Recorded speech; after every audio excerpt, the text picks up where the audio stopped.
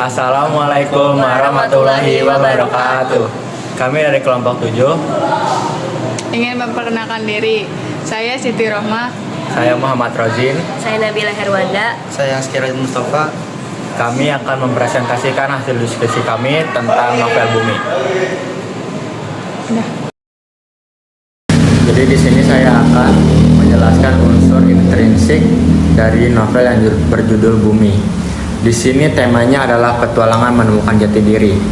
Tokohnya ada Raib, yaitu sebagai orang yang pemalu, bijak. Lalu ada orang tua Raib, orang tua yang perhatian dan penuh kasih sayang. Sally selalu mendukung Raib, tapi ia penakut dan juga pesimis. Lalu ada Ali, ia jenius tetapi malas, pemberani dan keras kepala. Dan ada Miss Helena, tegas, disiplin dan penuh tanggung jawab.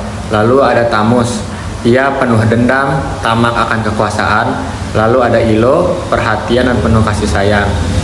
Dan juga ada Faye, ia orang yang perhatian dan penuh kasih sayang. Lalu ada O, ia orang yang periang. Lalu ada A, ia orang yang tegas, bijaksana.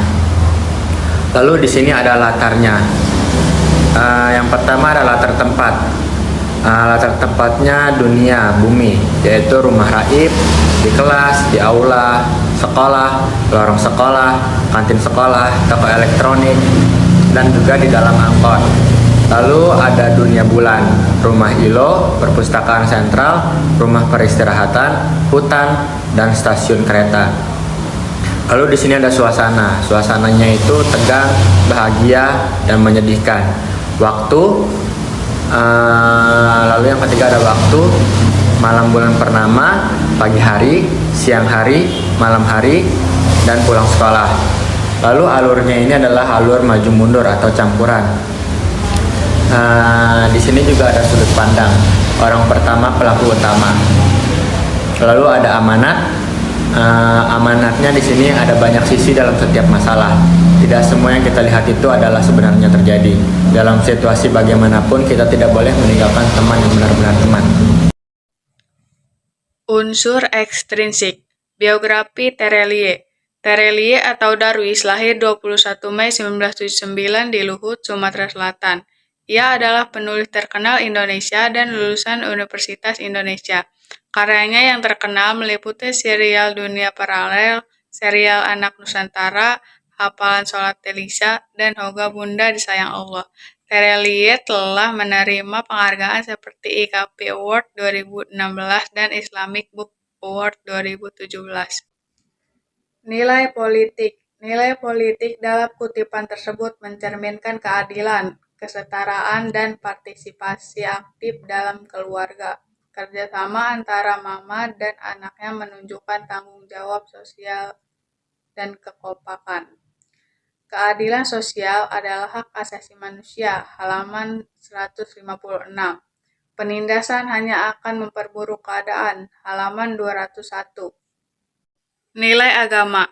Nilai yang bercermin pada kehidupan beragama yang memiliki 3 unsur pokok, yaitu akidah, ibadah, dan akhlak, yang menjadi pedoman manusia dengan aturan yang telah ditentukan untuk mencapai kesejahteraan. Aku berlari-lari di rumput halaman, membuka pintu depan, berteriak mengucap salam. Suara mama terdengar menjawab dari dapur. Halaman 31. Nilai moral. Nilai moral merupakan suatu rangkaian nilai yang mengacu pada berbagai macam perilaku yang harus dipatuhi, baik tentang ajaran baik, buruk, perbuatan, dan kelakuan. Setiba di rumah, mama terlihat repot mengangkat jemuran. Gerimis turun saat aku turun dari angkot. Mama menyuruhku membantu. Aku mengangguk tanpa meletakkan tas sekolah. Aku membantu membawa sebagian tumpukan pakaian, meletakkannya di ruang depan. Masih lembab. Mama bilang biar dijemur lagi di halaman belakang yang semi tertutup. Nilai sosial budaya merupakan suatu nilai yang menunjukkan sifat baik seseorang yang tidak berlebihan serta sesuai dengan kebutuhan dan kemampuan. Sisa hujan sepanjang pagi sudah menguap di jalanan saat angkot yang kutumpangi merapat di depan rumah. Sally bilang nanti dia yang bayar. Aku mengangguk lalu turun dari angkot. Halaman 31. Nilai ekonomi. Nilai ekonomi dalam kutipan tersebut menekankan pentingnya kerja keras, disiplin, dan kemandirian dalam mengelola pekerjaan rumah. Pengelolaan sumber daya yang efektif juga ditunjukkan melalui pemanfaatan yang ada untuk menjemur pakaian. Kita harus bijak dalam mengelola sumber daya alam, halaman 312. Kita harus belajar menghargai apa yang kita miliki, bukan menginginkan apa yang tidak kita miliki. Halaman 123. Kebahasaan bahasa simbolik. Bahasa simbolik menggunakan benda, warna, atau lambang untuk menggambarkan konsep abstrak. Contoh, aku merasa hatiku seperti daun kering yang terbang terbawa angin. Halaman 123. Daun kering melambangkan kesepian dan kehilangan. Yang kedua, bahasa metaforis. Bahasa metaforis membandingkan dua hal berbeda tanpa kata seperti atau ibarat. Contoh, kehidupan ini seperti labirin yang tak berujung. Halaman 200. Labirin melambangkan kesulitan dan ketidakpastian. Yang ketiga, bahasa idiomatik. Bahasa idiomatik menggunakan ungkapan tidak harfiah untuk mengungkapkan perasaan. Contoh, aku merasa terjebak dalam kegelapan. Halaman 150. Kegelapan melambangkan kesedihan dan keputusan. Yang kedua ada majas. Yang pertama, majas personifikasi. Majas personifikasi memberikan sifat manusia pada benda mati. Contoh, angin itu berbisik padaku. Halaman 50. Angin diibaratkan memiliki kemampuan berbicara. Yang kedua, majas metafora. Majas metafora membandingkan dua hal berbeda tanpa kata seperti atau ibarat.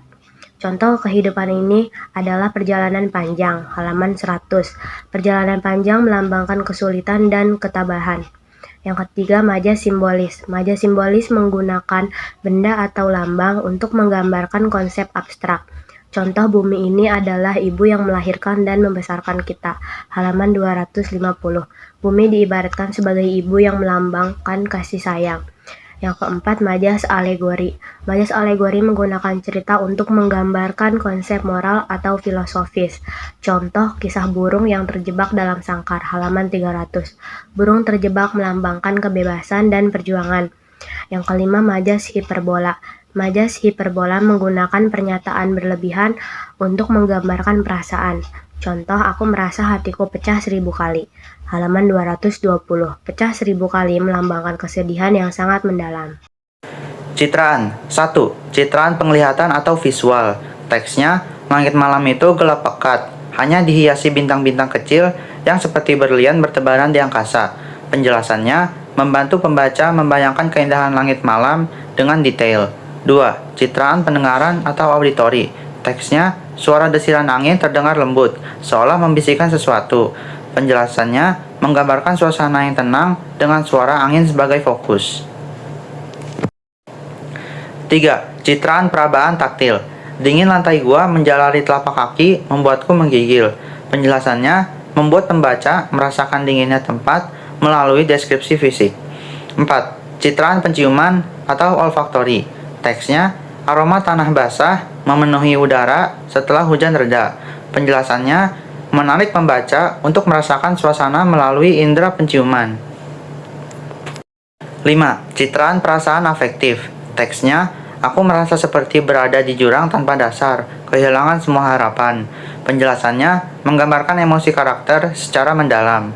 6. Citraan pengecapan atau gustatori. Teksnya, rasa pahit masih tersisa di lidahku saat mengingat kejadian itu.